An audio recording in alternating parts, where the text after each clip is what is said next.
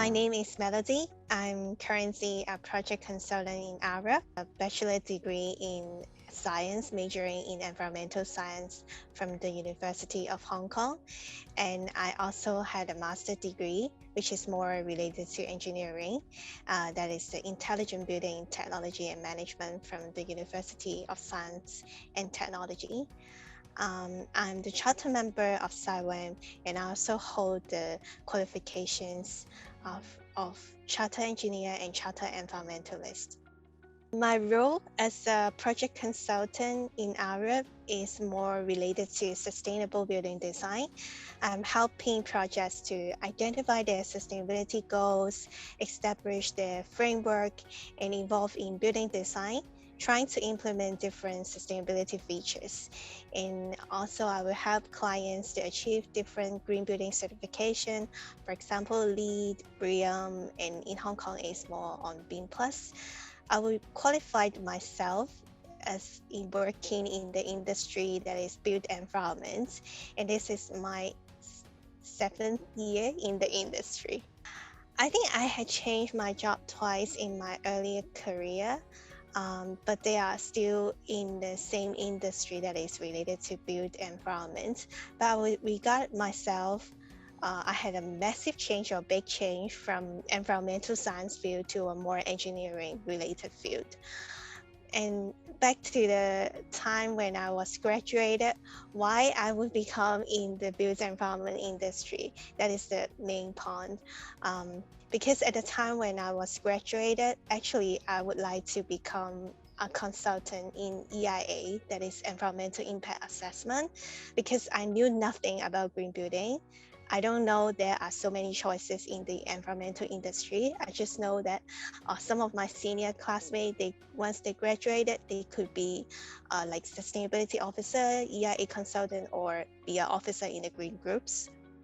And at that time, I really want to be a professional consultant in EIA because I attended some career talk, and there was a consultant from Arab, and she mentioned about her job, and it seems to me it's really a fancy job, really professional, and that's why I would like to be in it. But at that time, maybe because my CV was not that nice and I didn't get a very good GPA, so eventually I screwed up my written test and also my interview from those like top or a large company or a large consultancy firm. And the only 2 offers that I got, one of it is related to consultancy. And because of joining that company, I start to understand more about the industry, and it's kind of like a company focusing on lots of environmental related area. For example, the company will work on some indoor environment quality and also some environmental monitoring and auditing, and also some green building certifications. And I had to pick up the knowledge which is beyond my undergraduate study. I have to study something that is related to building services engineering and also some environmental engineering. And that is the time when I start to like change my study background a little bit from science to an engineering background. I think just like what I have mentioned before, if I could attend as many career talks as possible, I would say I could have more choices when I was graduated.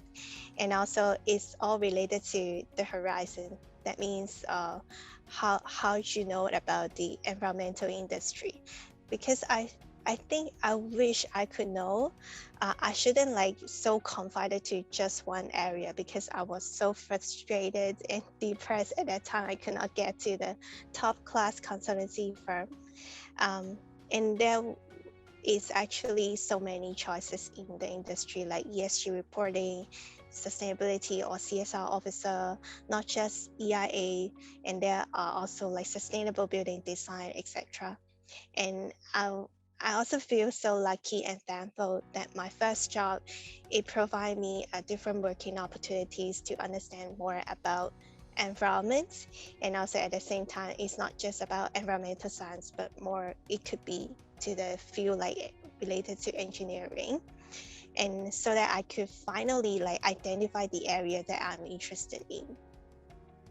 I think I always keep reminding myself to always try my best, because no one will know what will happen in the future because of what you have done today or what you did today. Just sharing my own experience. At a time when I was in my first company, once I graduated, I got the chance to work with ACOM, that is the environmental team, and they were the consultant of one of the green building certification projects, and I was in helping them to do some environmental monitoring and auditing.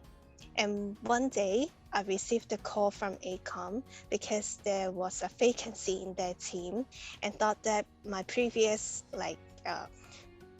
working experience with them was quite good, and I was kind of like a suitable candidate to join their team. So I went to the interview and changed to ACOM in my second career year. That is also my second job. And because of this kind of experience, I always remind myself, if I was unable to develop or deliver my work at that time well, maybe they wouldn't think I'm a suitable candidate. And it's important for us to like keep doing our best all the time, so that we will not lose any opportunities in the future.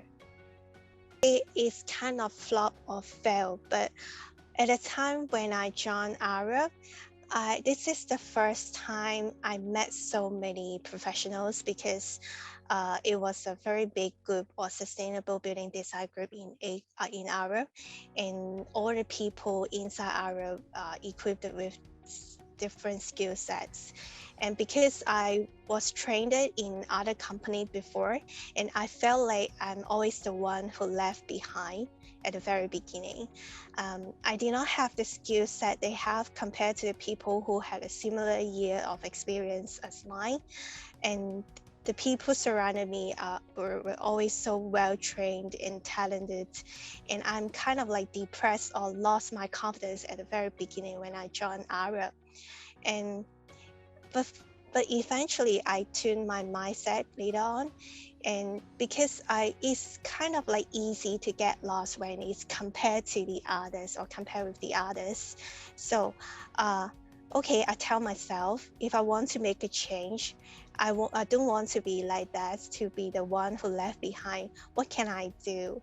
I just keep reflecting and thinking on myself. Okay, it's actually quite easy and straightforward.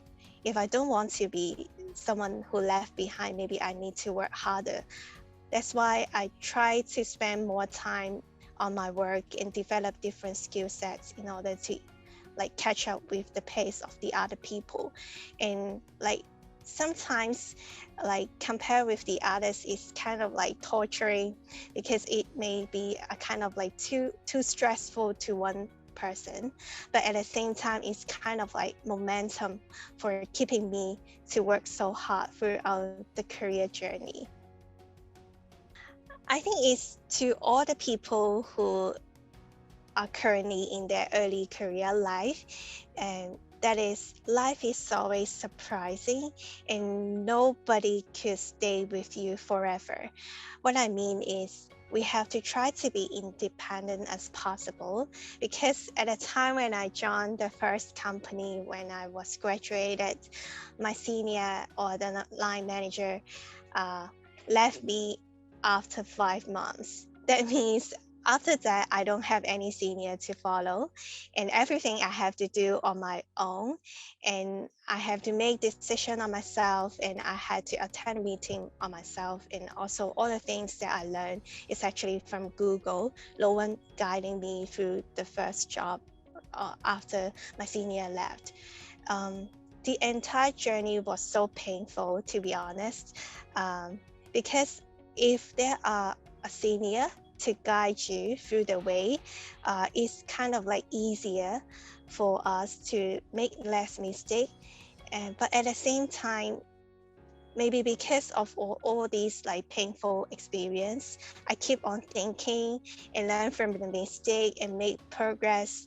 And all these personal experience to be independent make me feel stronger.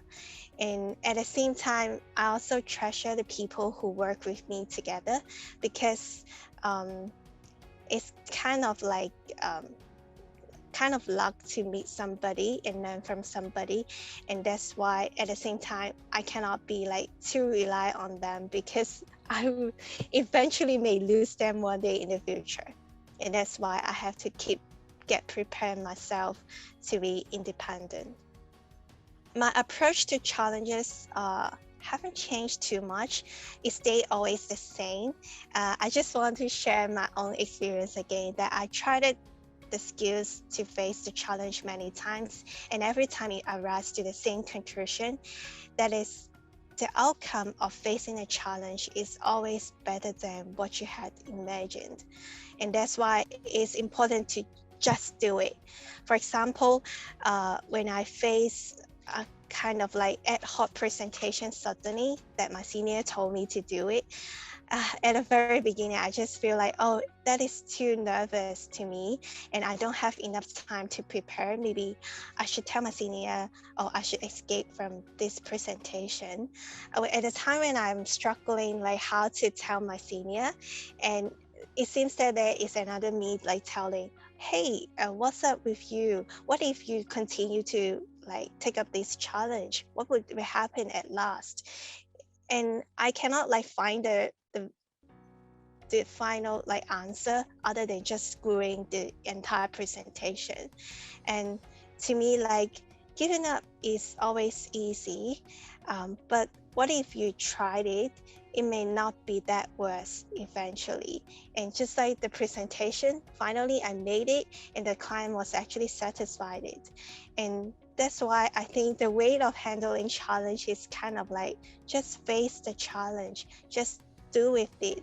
And giving up is always like giving you so many excuses, but it's always better for you to try. The outcome is always better than you giving up. And this is the way I handle the challenge, or I face the challenge. Just like what I mentioned before, the first one is always do your best, because no one will know what happened in the future of what you have done today. And the second one is always get prepared yourself, because somebody may argue like, hey, I don't know what I have to prepare. I don't know what I need. And I think this is the common problem that most of the people having right now, because they don't know what they want, and that's why they get lost at some point. I think it's important for us to keep thinking throughout the journey, or especially in career, what you would like to achieve. And by thinking about what you would like to achieve, you know what you miss it. And that's why what you have to get prepared for. And once you get prepared, once there is any opportunity, you can get it. If you are not prepared well, sometimes the chance may be like slip away. And that's why it's important. That is the second point. And the third one is never give up. Just like what I mentioned, if you have any like challenges that you want to give up, just tell yourself that it's always better to face the challenge than giving it up. And I think it's kind of like easy for people to get lost when they are in the early career life, because sometimes there are other jobs that are with high salary, but actually this is not something you want. Sometimes people are kind of like sacrifice their dreams or their targets or their goals along the way of their career life. But I think it's important to keep our faith and not to give up your original goals and target easily. Do as many as you can, because I think at a time for like early career professionals, you're supposed to be at a time that you can focus on developing your own career.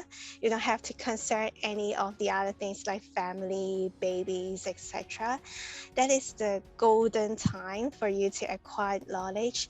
You're kind of like a sponge to absorb different kind of knowledge because maybe it's young enough. Um, I would also recommend it to join like both soft skills and technical skills training at the same time, not just focusing just on technical skills, especially if you are determined to be a project manager rather than a technical specialist. Is essential for you to equip with those soft skills because it is kind of like essential and helpful once you climb your career path. Like once you become senior and senior, these soft skills actually beneficial to your career development. Just like those like presentation skills or project management skills are also very important. Kind of like doing promotion here, but I would say because I'm one of the mentee of CIWEM Mentoring, I have two mentors. One of them are from UK, one of them is from Hong Kong. They are kind of like totally different from what I'm doing. One of it is in construction industry and one of it is in water industry. And like having a mentor would definitely broaden your horizon so that you understand more about what the other one is doing. And also you can have a mentor that is not just focusing in your region. You can have like, just like what I mentioned, I have a mentor in UK that is a total like different countries what I'm doing at the moment, and they have like different guidelines and different standards, and this will definitely be helpful to your career development because you know much more than the others. And I think the other great point is that they will guide you along your pathway to become a charter member, because my mentor were so helpful. They provide lots of like suggestion on my applications, and they also spend their own time and effort to have more interview with me, and they really get a really positive influence to my life and also my career. And like CIWEM mentoring is definitely a good platform for all the fresh graduate or people in early career life to get a mentor as soon as possible. And you not only a mentor but also a lifelong friends that you can make through this platform. So I would definitely recommend you guys to go to check with the CIWEM mentoring, and also you can also join other good mentorship program too.